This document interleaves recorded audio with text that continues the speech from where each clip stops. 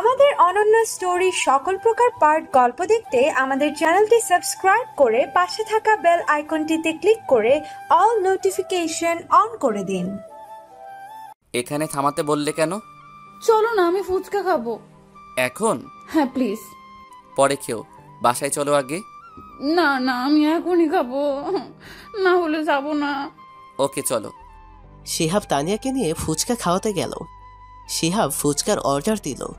তানিয়া বলল একটু ঝাল বেশি করে দিতে। ফুচকা আসতেই তানিয়া খাওয়া শুরু করে দিল। শিহাব শুধু ওর খাওয়া দেখছিল আর মাঝে মাঝে হাসছিল। নাও তুমিও খাও। তুমি খাও না, আবার আমি কেন? একটু। শিহাব হা করতেই তানিয়া ওকে খাইয়ে দিল, আবার একটা খাইয়ে দিল, কিন্তু ঝাল বেশি দেওয়ায় শিহাবের অবস্থা খারাপ হয়ে গেল। এমনিতেও ঝাল খেতে পারে না, তার উপর ফুচকায় অতিরিক্ত ঝাল দেওয়া হয়েছে। শিহাবের অবস্থা অনেক করুণ। কয়েক গ্লাস পানি খেয়ে নিল, তাও কমছে না। তানিয়া তো শিহাবের এমন অবস্থা দেখে কান্না করে দিবে এমন অবস্থা। তুমি ঠিক আছো তো? বাপরে, ঝাল। সরি, আমার তোমাকে জোর করে খাওয়ানো ঠিক হয়নি। আমি ঠিক আছি, এখন চলো। শিহাব ফুচকার টাকা দিয়ে তানিয়াকে নিয়ে গাড়িতে উঠল। ওর এখনো ঝাল লাগছে, ঝালে শিহাবের ঠোঁট দুটো লাল হয়ে আছে। আই সরি, এত ঝাল জানলে তোমাকে খাওয়াতাম না। ইটস ওকে জান। তানিয়া শিহাবকে নিচের দিকে ঘুরায়। শিহাব জিজ্ঞাসু দৃষ্টিতে তানিয়ার দিকে তাকায়। তখনই তানিয়া ওর দুহাত দিয়ে শিহাবের গাল দুটো ধরে শিহাবের ঠোঁটের সাথে ওর ঠোঁট ছোঁয়ায়। শিহাবের চোখ দুটো বড় বড় হয়ে যায়। তানিয়া এমনটা করবে ভাবতেই পারেনি। অনেকক্ষণ পর তানিয়া শিহাবকে ছেড়ে দেয়। দুজনেই হাঁপাচ্ছে। তানিয়া কিছুটা লজ্জা পায়। কি ঝাল কমেছে এবার? এমন মিষ্টি পেলে ঝাল কি থাকে আরো? তাই? তবে এমন মিষ্টি যদি রোজ খেতে পারতাম। বিয়ের পর যত ইচ্ছে খেও। তাহলে তো বিয়েটা করতেই হয়, তাহলে মিষ্টির সাথে আরো অনেক কিছুই পাবো। যাও, অসভ্য একটা। তারপর দুজনেই বাসাতে চলে আসে। শিহাব তানিয়াকে ওদের বাসায় নামিয়ে দিয়ে নিচের বাসায় চলে আসে। কি ব্যাপার? কি ভাবি? কাল সারাদিন সারা রাত কই ছিলে? কোথাও না তো, এই একটু দূরেই। আমার বোনটাকে ওইখানে নিয়ে যাওয়া হয়েছিল কেন শুনি? তোমার বোন যে রাগী, ওর রাগ ভাঙাতেই নিয়ে গেছিলাম। তাই?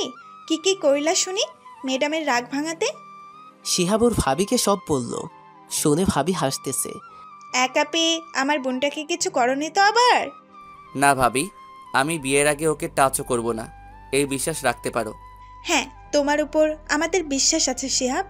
আর তোমার বোন তো চাইলেও কিছু করা যাবে না। দেখতে হবে না বোনটিকার? আমার লক্ষ্মী ভাবিটার। দাঁড়াও, তোমার খুব তাড়াতাড়ি বিয়ের ব্যবস্থা করছি বাবাকে বলে। বেশি পেকে গেছো। না ভাবি, আমি বিয়ে করব না।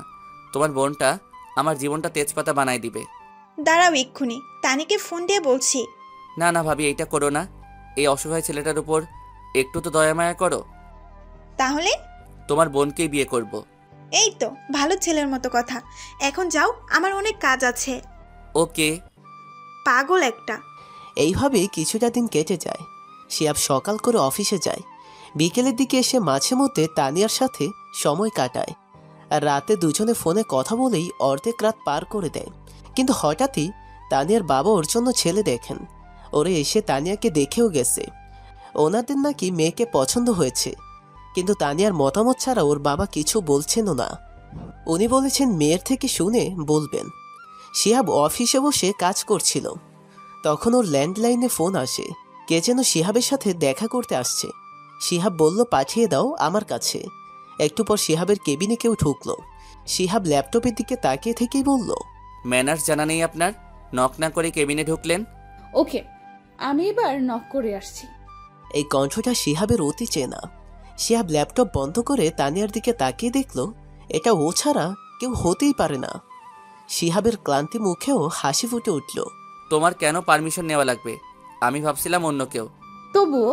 চুপ, এই অফিসে তোমার কিছুরই পারমিশন নিতে হবে না। শিহাব ভালোভাবে তানিয়ার মুখের দিকে তাকিয়ে দেখল ওর মন খারাপ মনে হচ্ছে। ও তানিয়াকে ইশারায় ওর কাছে ডাকলো। তারপর ওর হাত ধরে ওকে নিজের কোলের উপর বসালো। তানিয়া তখনও চুপ। শিহাবের চিন্তা হচ্ছে যে মেয়েটা সারাদিন বকবক করে সে আর চুপ। মন খারাপ? না আবার। আমার জানটার কি জন্য মন খারাপ? কেউ কিছু বলেছে? না। তাহলে কি জন্য মন খারাপ বলো আমাকে। আমার কলেজের এক বান্ধবী ফোন দিয়েছিল, ওরা নাকি বিয়ে করেছে ভালোবেসে। তো তো তুমি বোঝো না, আমারও তো ইচ্ছে হয় তোমাকে কাছে পেতে, তোমার আদর পেতে, নিজের ভালোবাসার মানুষকে নিজের করে পেতে। আর আর কি বলো। তানিয়া শিহাবকে বলে যে ওর বাবা ওর জন্য ছেলে দেখছে। এই জন্য তোমার মন খারাপ? আরে পাগলি, মন খারাপ করো না। দেখতে আসছে, বিয়ে তো আর হয়নি। আমি দেখছি, খুব তাড়াতাড়ি তোমাকে আমার কাছে নিয়ে আসবো। সত্যি? সত্যি সত্যি সত্যি, 3 সত্যি। তানিয়া এবার শিহাবকে জড়িয়ে ধরে, কিন্তু তানিয়ার মনে এখনও শিহাবকে হারানোর ভয় কাজ করছে। সেটা শিহাব কিভাবে যে টের পায়। দেখি, ছাড়ো আমায়। তানিয়া বুঝতে পারে না হঠাৎ শিহাবের কি হলো। শিহাব তানিয়ার হাত ধরে ওকে বাইরে নিয়ে এসে গাড়িতে বসিয়ে দেয়, আর নিজেও ড্রাইভিং সিটে বসে গাড়ি স্টার্ট দেয়। কোথায় যাচ্ছি আমরা? যেখানে দু চোখ চাই। হঠাৎ কি হলো তোমার? আমার কি হয় না হয় সেটাতে কি তোমার কিছু যায় আসে? এভাবে বলছো কেন? তুমিই তো আমার সব। তাই? তাহলে আমার কথার কোনো মূল্য নেই কেন তোমার কাছে? আমি তো তোমার সব কথাই রাখার চেষ্টা করি। ও তাই নাকি? তাহলে আমি বললাম জান, মন খারাপ করে থেকো না, তার কি মূল্য দিলে? আবার তো একই কাজ করতেছো। আমি আর মন খারাপ করে থাকবো না, প্রমিস। বেরও। মানে? শিহাবের ধমক শুনে তানিয়া চুপ হয়ে যায়। তারপর গাড়ি থেকে নেমে দেখে শিহাব ওকে নদীর পাড়ে নিয়ে এসেছে। এখানেই ওদের প্রথম দেখা, প্রথম প্রেম শুরু হয়। তানিয়া ভাবে শিহাবের মনে আছে, তাহলে ভাবতেই ওর মনটা ভালো হয়ে উঠল। ওরা দুজন ওখানে সারাদিন ঘুরল। বিকেল হয়ে যায়। ঘুরতে ঘুরতে শিহাব এতটা সময় তানিয়ার সাথে খুব অল্প কথাই বলেছে। এখন বাসায় যাওয়ার পালা। ওরা দুজনে এসে গাড়িতে বসে, কিন্তু তখনই তানিয়া এমন একটা কাজ করে বসে শিহাব সেটা ভাবতেও পারেনি। কি করছো কি? চুপ করে থাকো। ও শিহাবকে ওর ওপর নিয়ে আসলো। তারপর শিহাবের ঠোঁটের দিকে এগোতে লাগলো। শিহাবের কেমন জানি ওকে বাধা দেওয়ার শক্তি হারিয়ে গেছে। তানিয়া আলতো করে শিহাবের ঠোঁটেও ওর ঠোঁট রেখে কিস করে ধরে রাখলো কিছুক্ষণ। তারপর কিস করা ছেড়ে দিয়ে শিহাবের কানের কাছে মুখ ঠেকিয়ে বলল, রাগ কমাতে পারলাম নাকি আরো আদর করব? তুমিও আদর করো। এগুলো কি হলো? আমি মোটেই এগুলা পছন্দ করি না। আরো কিছু লাগবে বলো, সব দিয়ে দিব। তবুও রাগ করে থেকো না, জানো আমার খুব কষ্ট হয়। রাগ করে নেই পাগলি। শিহাব, আমার সব কিছু তোমার স্পর্শ চাইছে। আজ রাতটা আমায় দিবে, তাহলে আমাদের আর কেউ আলাদা করতে পারবে না। আব্বু অন্য কোথাও আমার বিয়ে দিতে পারবেন না। তানিয়া দেখো, বিয়ের আগে এসব কথা একদম না। কিন্তু আমি তোমার সাথে এক হতে চাই, না হলে আমার তোমাকে হারানোর ভয় সব সময় কাজ করে। শিহাব, কিন্তু এটা বিয়ের আগে ঠিক না কলিজা আমার। তুমি শুধু আমার, আর আমিও তো তোমাকে পেতে চাই নিজের করে, কিন্তু সেটা বৈধভাবে। Shihab, I love you. I love you too. তবে চলো বাসায় যাওয়া যাক। আর কিছু সময় তোমায় জড়িয়ে ধরে থাকি, আর কিছুক্ষণ আদর করি। কেমন হয়ে যাবে না? হোক, তুমি রোবটের মতো আমায় জড়িয়ে ধরে দাঁড়িয়ে থাকো। তানিয়া বুঝতে পারছিল না ওর ভেতরের চাওয়াটা বেড়েই চলেছে। শিহাব তানিয়াকে বলল, মন ভরলো, এবার ছাড়ো। আর কিছুক্ষণ হলে আমি আর নিজেকে ধরে রাখতে পারবো না। তাহলে প্রবলেম কি? একটু আগে কি বললাম? ওকে, আমায় বাসায় দিয়ে আসো। শিহাব, ফিলিংসটা দারুণ ছিল। আরো কিছু হলে ভালোই হতো, তাই না? মায়ের দিব, চলো তো। পরের দিন সকালে শিহাব ঘুম থেকে উঠেই ওর ভাবিকে বলল কফি দেওয়ার জন্য। সাথে সাথে তানিয়া কফি নিয়ে শিহাবের রুমে ঢুকলো। এই নাও তোমার coffee. Thank you. You are welcome. Shihab কফিটা মুখে দিতে যাবে, তখনই সন্দেহের দৃষ্টিতে কফির দিকে তাকালো। তারপর তানিয়ার দিকে তাকিয়ে জিজ্ঞেস করলো, কফিটা কে বানিয়েছে? আমি কেন? ও মা গো, তাহলে খাওয়া হয়েছে। ওই, আপু আমাকে বানানো শিখাইছে। তাই নাকি? এত উন্নতি কবে থেকে হলো? ওই, কি বললেন? কিছু না, এই খাচ্ছি। যাক, যেমনটা ভেবেছিস তেমনটা হয়নি, খাওয়ার যোগ্য। কেমন হয়েছে? ভালো। তো তুমি এত সকাল সকাল এখানে কেন? আমার হবু শ্বশুর বাড়িতে আসতে তোমার থেকে পারমিশন নিতে হবে নাকি? কে তোমার হবু বর? কে আবার? তুমি? কবে, কখন? বেশি কথা বললে খুশি দিয়ে নাক ফাটাই দিব। ওকে, আমি চুপ। Good boy. শিহাব সকালের নাস্তা সেরে বসেছিল, তখন পল্লব ফোন করে। বলো। তুই একটু আমার বাসায় আয় এখনই। কেন? আম্মু আমার মাথা খেয়ে ফেলতিস, তোর সাথে কি যেন গুরুত্বপূর্ণ কথা বলবে। ওকে, আসছি। তাড়াতাড়ি আয়। শিহাব কল কেটে দিয়ে পল্লবের বাড়ির উদ্দেশ্যে বেরিয়ে পড়ে। পল্লবের বাসায় এসে কলিং বেল দিতেই পল্লবের মা গেট খুলে দেয়। আসসালামু আলাইকুম আন্টি। ওয়ালাইকুম আসসালাম বাবা, কেমন আছিস? আলহামদুলিল্লাহ ভালো। আপনারা? আমিও ভালো। এই মেয়ের কথা তো ভুলেই গেছিস। সেই প্রথম দিন দেশে এসে দেখা করে গেছিস, আর তো আসলি না একবারও। আসলে আন্টি, কাজের চাপের কারণে আসতে পারি না। হ্যাঁ, তোদের দুটোর তো সারাদিন কাজ, আমাদের দেখার সময় নেই। কি বলেন এসব? পল্লব দেখে না? কোথাও যে দেখি হারামিটাকে একটু। ওকে নিয়ে আর পারি না বাপ। ছেলেটাকে কত করে বলছি বিয়ে করতে, কিন্তু কিছুতেই রাজি হচ্ছে না। কেন কেন? বললো দেরি আছে, আমরা তো বুড়ো হচ্ছি। বলো তো বাবা, আমাদের কি শখ নেই নাতিপুতির মুখ দেখার? ঠিক। কি ঠিক শালা? তুই আবার আমার মায়ের পক্ষ নিস? তো কি করবো? তাড়াতাড়ি বিয়ে কর, অনেকদিন বিয়ে খাওয়া হয় না। আমরা আগে যে বাসাতে ভাড়া থাকতাম, বাড়ির মালিকের মেয়ের সাথে ওর বিয়ে দিতে চাইছি। ওদের সবাই রাজি, কিন্তু এই শয়তানটা কিছুতেই রাজি হচ্ছে না। মানে সাবিয়ার কথা বলছেন? হ্যাঁ হ্যাঁ, সাবিয়া। আমি ওই মায়েরে বিয়ে করবো না। কেন, কি সমস্যা? ও তো ভালো মেয়ে। কিছুদিন আগে রাস্তায় ওর সাথে গাড়ি ধাক্কা লাগতে নিছিল। ও আমাকে এসে এমন সব কথা শুনে গেল, মনে হয় সব দোষ আমারই ছিল। কি ঝগড়াটে মেয়ের বাবারে। ভালোই তো। ভালো তো, তুই করে নে। শিহা, তুমি একটু ওকে বোঝাও। দেখ মামা, করতে তো হবেই একদিন না একদিন, তো তাড়াতাড়ি করে নে বিয়েটা। কিন্তু ওই মেয়েকে? আরে কিচ্ছু হবে না, আমি তো আছি। তুই আসিস মানে? তোদের বিয়েতে। কিন্তু একটা শর্তে বিয়ে করব। বিয়ে করতে আবার শর্ত? আচ্ছা বল, কি শর্ত? আমার সাথে তোকেও বিয়ে করতে হবে। আবার আমি কেন? তোরও তানিয়াকে বিয়ে করতে হবে, তাহলেই আমি করব। শিহাব বাবা, বল, করবি? করব, তুই করার পর। প্রমিস? না না, ওইসব হচ্ছে না। একটা সপ্তাহ তো সময় দিবি। ওকে, আমার বিয়ের 1 সপ্তাহ পর তুই বিয়ে করবি, এটাই ফাইনাল। হুম। তাহলে আমার 2 ছেলে বিয়ে করছে। হয়, আমার যে কি হবে। টেনশন নিস না, দুজনেরই জীবন তেজপাতা হইব। তাই তো দেখতেছি। আন্টি, তাহলে আপনি ওদের সাথে কথা বলে পল্লবের বিয়ের ডেটটা ফিক্সড করুন, আর আমাকে জানিয়ে দিয়েন। হ্যাঁ, আমি খুব তাড়াতাড়ি ওনাদের সাথে কথা বলছি। কারণ আমার আবার ওদিকে সবাইকে ম্যানেজ করতে হবে। তাহলে আন্টি আজকে আসি। খেয়ে যাও, নাস্তা দেই। না আন্টি, খেয়ে আসছি। আপনি ওর বিয়ের ব্যবস্থা করুন তাড়াতাড়ি, তখন না হয় একেবারে বেশি করে খাবো। সারা রাক্ষস, ভাগ এখান থেকে। পল্লব, ওকে এভাবে বলছিস কেন? ও কিছু না আন্টি, আমি আসি কেমন। শিহাব বাসায় এসে ওর ভাবিকে সবটা খুলে বলল। ভাবি শুনে হাসতে হাসতে শেষ। তোমরা 2 বন্ধু পারোও বটে। আমি কি করব, হারামিটা আমায় চিপায় ফেলাই দিছে, আর আন্টিও অনেক রিকোয়েস্ট করলো, তাই হ্যাঁ বলে দিছি। এখন সব তোমার উপর, কিছু একটা করো ভাবি, যেভাবেই হোক আঙ্কেল আন্টিকে ম্যানেজ করো। ওকে দেখছি, কিন্তু এটা আমার কি লাভ? তুমিও আজকাল এসব বলছো? আরে মজা করছিলাম। আমার একটা মাত্র দেবরটার জন্য এটুকু করতে পারবো না? আমার মিষ্টি ভাবি।